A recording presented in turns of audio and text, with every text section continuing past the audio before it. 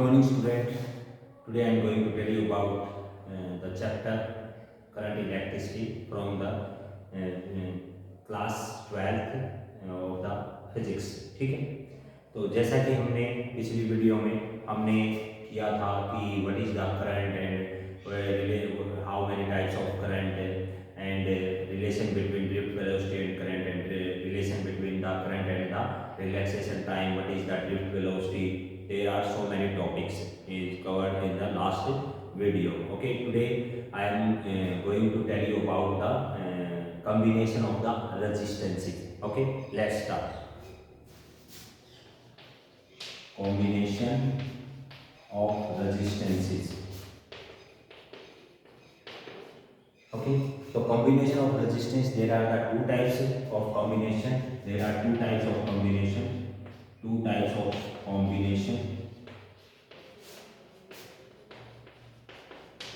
ठीक है, one is the series combination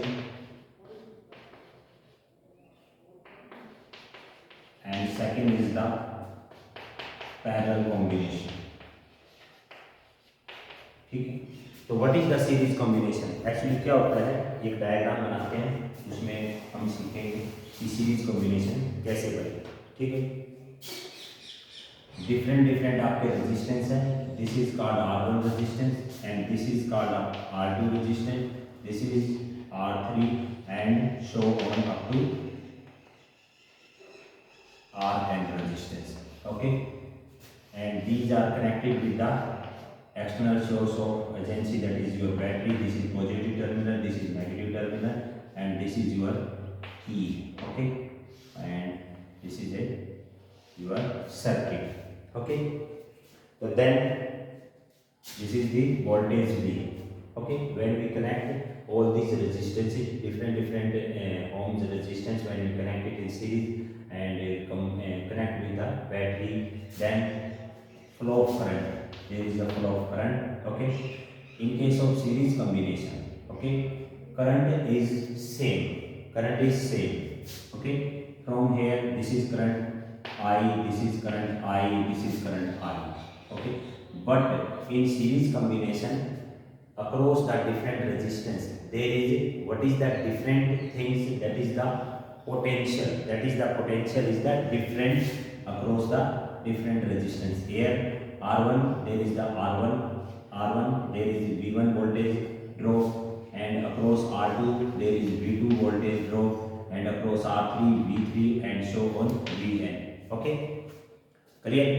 So then here this is the external battery, that is equal to V1 plus V2 plus V3 dash dash Vn.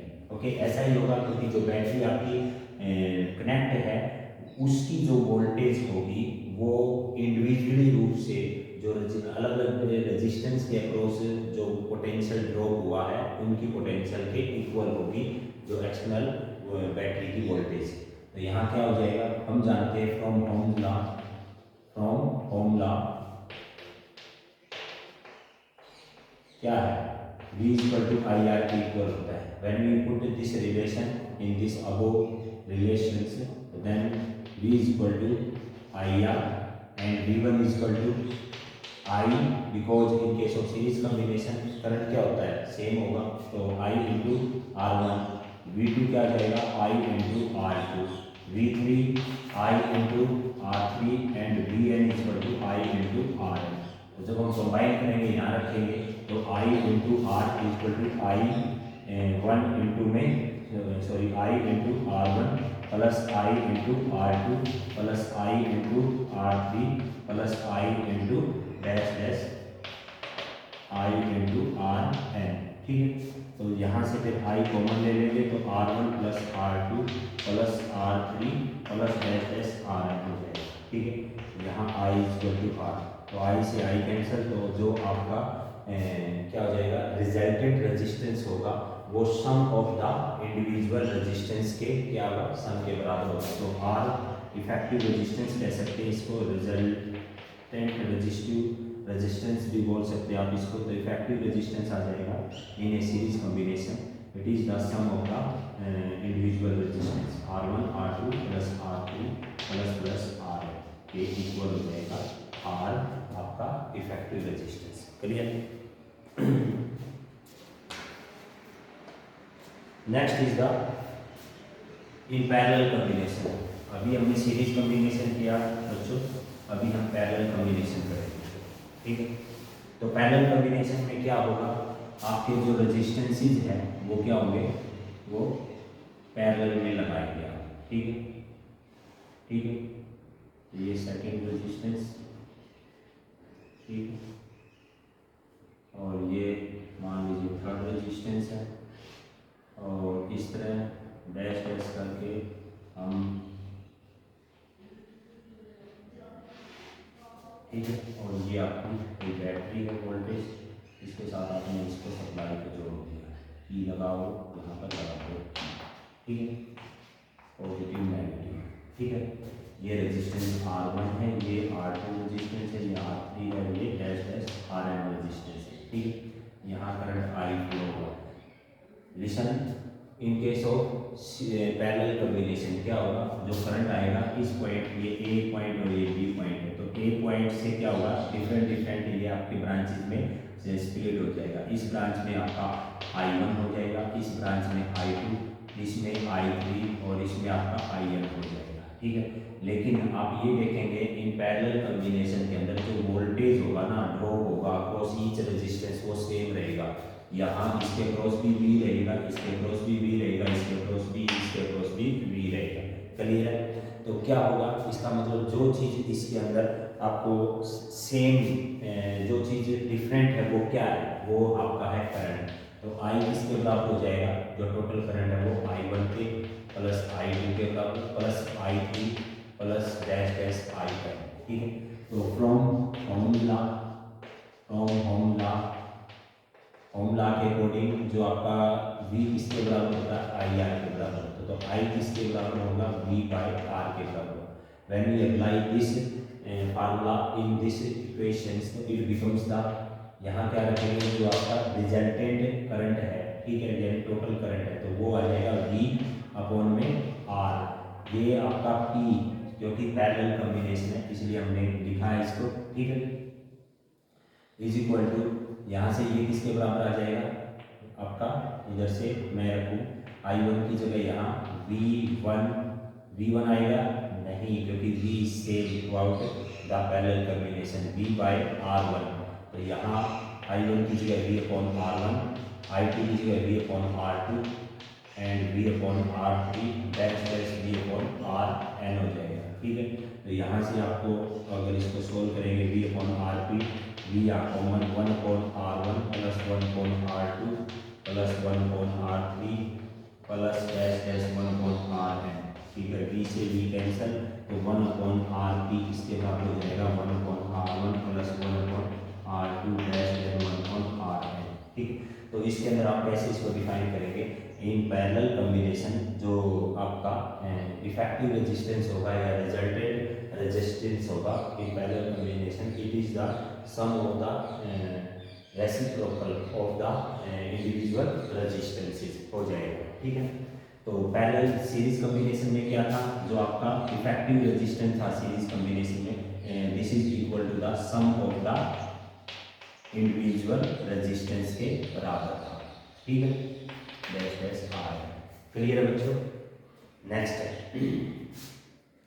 एक question है बच्चों, ये आप solve करके दिखाएंगे, क्योंकि इस टॉपिक के रिगार्डिंग न्यूमेरिकल आते हैं आपको। ठीक है, तो न्यूमेरिकल आपका बच्चों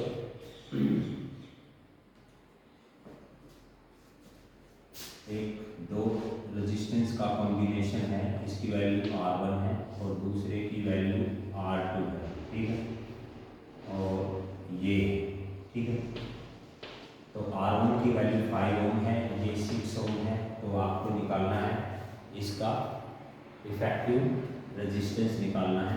ये क्या है आपका 1 अपॉन RP। ठीक है, तो किसके बराबर होता है, 1 upon R1 plus 1 upon R2। ठीक है, तो अब आपको ये पता है, जब इसको सोल्व करेंगे तो 1 upon R1 is the 5 plus के 1 अपॉन R2 इज द 6 ओम। ठीक है, इसको 1 अपॉन RP। ठीक है, तो एलसीएम कितना हो जाएगा इसका, 35 से इसको हम डिवाइड करेंगे 6 और 11/30। ठीक है, तो आर पी आ जाएगा, वो 1/RP आपका आया है, इसके बराबर 11/30। तो आर पी बिकम्स 30/11। तो जब इसको आप डिवाइड करेंगे 11 2 जा 22, ये 8 बच गया, 0.11 7 जा 77। ठीक है, तो यहाँ तक आप निकालेंगे तो ये आपका ओम आ जाएगा। ठीक है, 2.7 ओम इफेक्टिव रेजिस्टेंस आ जाएगा।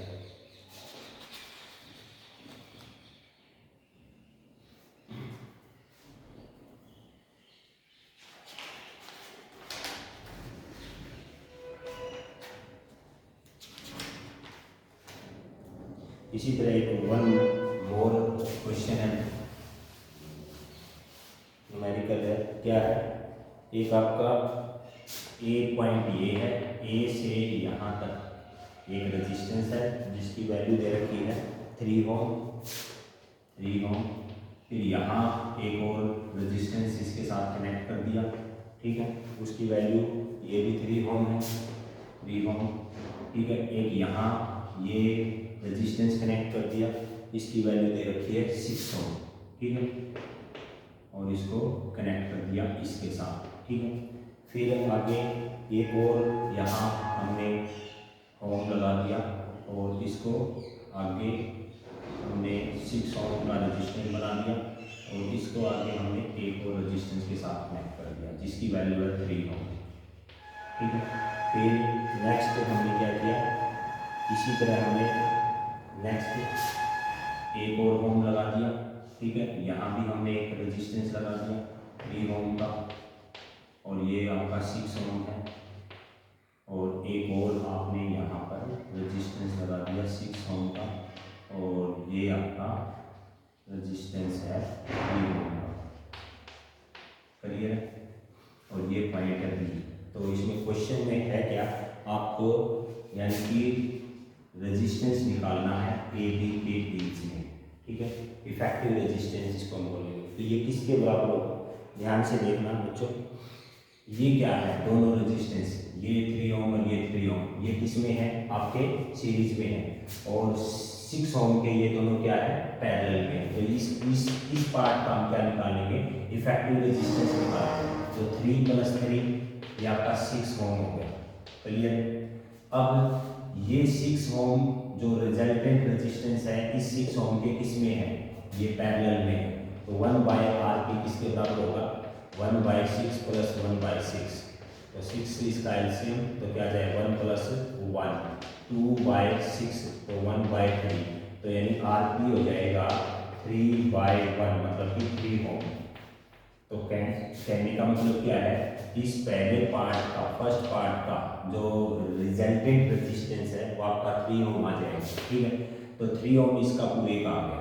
क्लियर है बच्चों, तो इसका मतलब मैं इसको साफ करूं, इधर से ये मैंने साफ कर दिया, तो इसका मतलब है ये वाला पार्ट भी आपका कितने का बन गया, 3 ओम का बन गया, ये 3 ओम बन गया। क्लियर बात समझ में आई। अब देखना सेकंड पार्ट में, ये सेकंड पार्ट है, तो 3 और 3 किस में है, आपके सीरीज में है। ठीक है, तो ये और ये इसके पैरेलल में, तो कैसे होगा, सीरीज का 3 + 3 आपका 6। ठीक है, ये 6 ओम बन जाएगा, इन दोनों 3 को कंबाइन कर देंगे और 6 ओम इसके पैरेलल में है, तो 1/RP वही सेम आपका 1/6 + 1/6, तो आपका क्या जाएगा 2/6, तो 1/3, तो मतलब कि RP आपका 3। तो कहने का मतलब ये हो गया कि यहाँ से आपका ये वाला पार्ट, ये और ये, यानी कि ये दोनों साइड हम इसको साफ कर दें, तो ये आपका बन गया इसके बराबर 3 के बराबर। क्लियर है, तो ऐसे इसका भी 3 बनेगा और नेक्स्ट का भी 3 बनेगा। तो कहने का मतलब है जो इस लास्ट वाले में जो आपका होगा ये वाला, ठीक है, ये 3 है, ये आपका कितना है, ये 3 और ये 3, ये 6 है, तो इसका भी इफेक्टिव रेजिस्टेंस क्या हो जाएगा आपका, कि ये किसमें है, आपके सीरीज में है। तो सीरीज का क्या हो जाएगा, RS = 3 + 3, ये 6 हो जाएगा। तो अब ये 6 ओम इस 6 के पैरेलल में है, तो 1/RP = 1/6 + 1/6, तो ये आ जाएगा 2/6, तो RP आ जाएगा 6/2 मतलब कि 3। तो मतलब इन सारे रेजिस्टेंस का इफेक्टिव जो रेजिस्टेंस होगा वो 3 ओम रिजल्ट आ जाएगा, effective resistance between A and B point. ठीक है, तो ओके बच्चों, नेक्स्ट है colour code for the carbon resistances. जो कार्बन रेजिस्टेंसेस के लिए कलर कोड होता है, colour code for carbon resistances.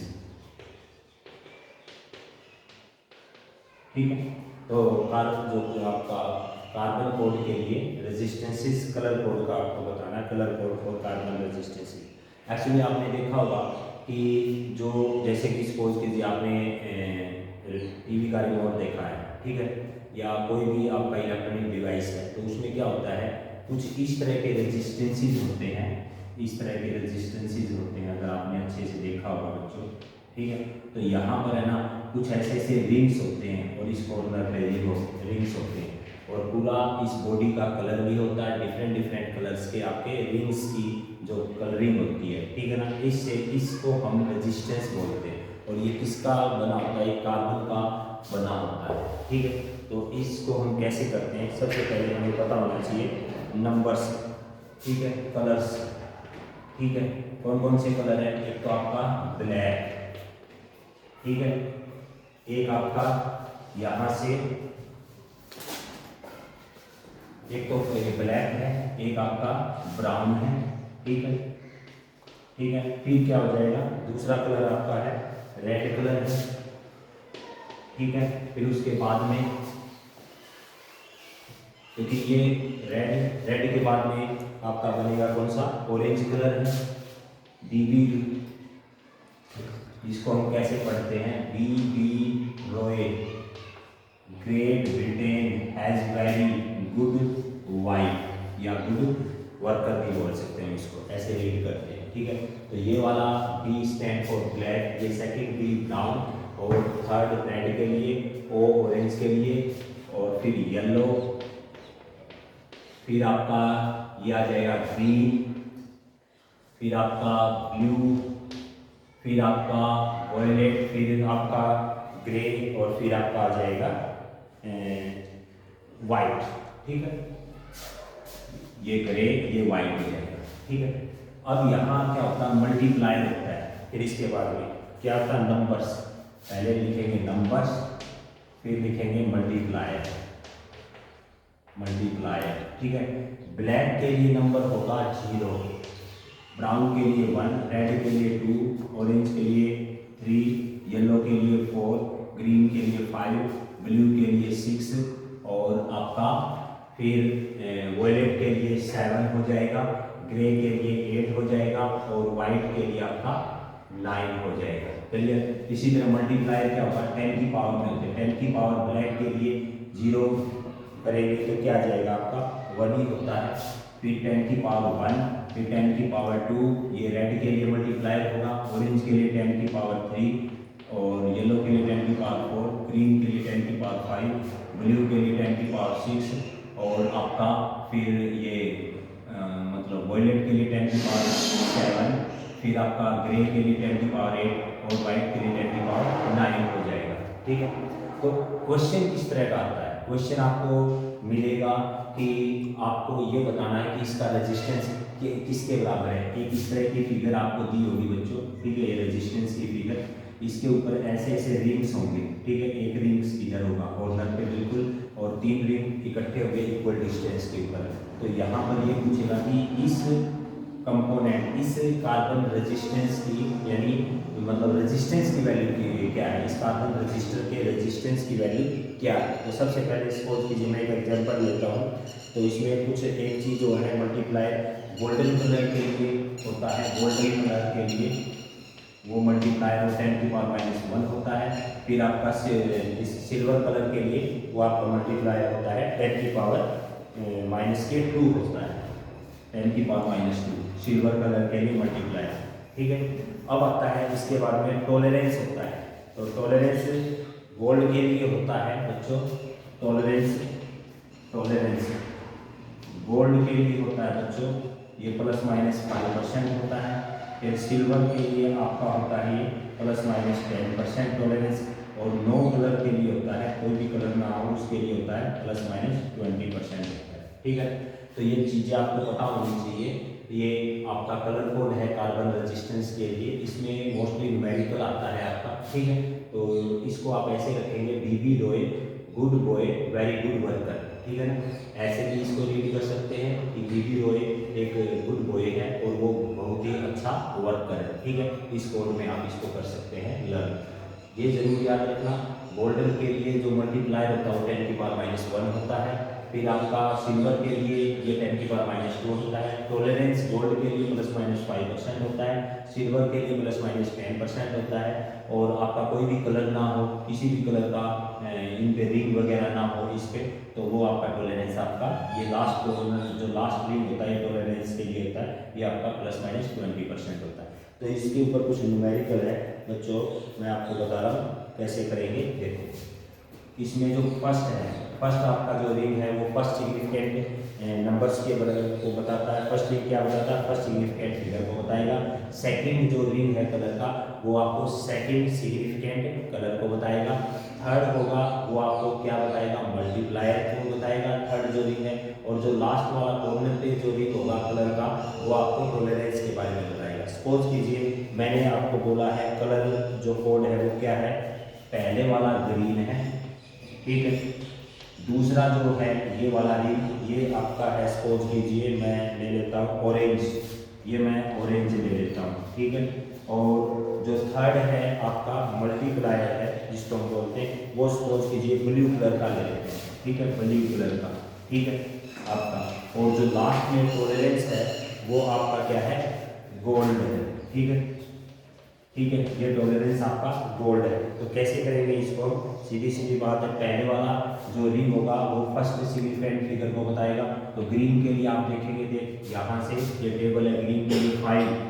ठीक है, और ऑरेंज के लिए आप देखेंगे सेकंड वाला 3 होता है। ठीक है, अब चूंकि मल्टीप्लायर 10 की पावर में मल्टीप्लाई होता है तो यहाँ ब्लू है, ब्लू के लिए आप देखेंगे क्या मल्टीप्लायर है? 10 की पावर 6, मल्टीप्लाई में 10 की पावर 6, प्लस माइनस टॉलरेंस होता है प्लस माइनस में। तो अब आपको बताया गोल्ड के लिए जो टॉलरेंस होता है वो 5% होता है प्लस माइनस, तो आप इसको ये करेंगे। ठीक है, तो इस तरह आप इसका रेजिस्टेंस निकाल सकते हैं।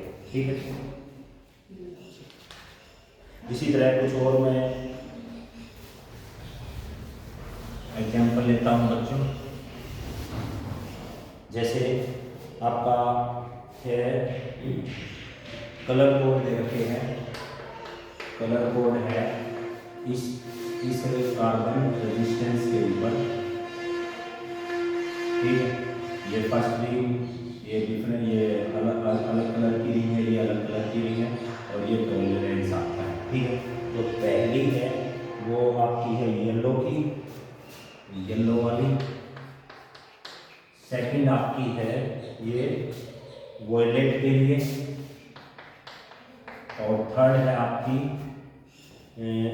ऑरेंज कलर की, ऑरेंज कलर की, और लास्ट जो रिंग है वो है आपकी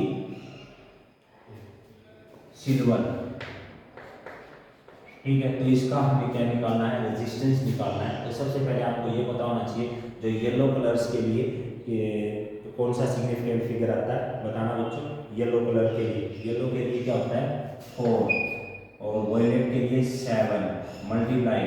ऑरेंज के लिए क्या होता है? 10 की पावर में क्या होगा बताओ? ऑरेंज के लिए डी रोए, तो मतलब 3, 10 की पावर 3, और आपका सिल्वर है तो प्लस माइनस टॉलरेंस आपका कितना होगा? 10%। ये ओम आ जाएगा रेजिस्टेंस की वैल्यू। ठीक है बच्चों, ऐसे आपको बहुत सारे न्यूमेरिकल करने चाहिए, क्योंकि इस कलर कोड कार्बन रेजिस्टेंस के ऊपर न्यूमेरिकल ही आते हैं मोस्टली। ठीक है, तो आज के लिए इतना ही। कल फिर नेक्स्ट हम न्यू वीडियो में मिलेंगे। अगर आपको ये वीडियो अच्छी लगे तो लाइक करें, चैनल को सब्सक्राइब करें और शेयर करें। Thank you.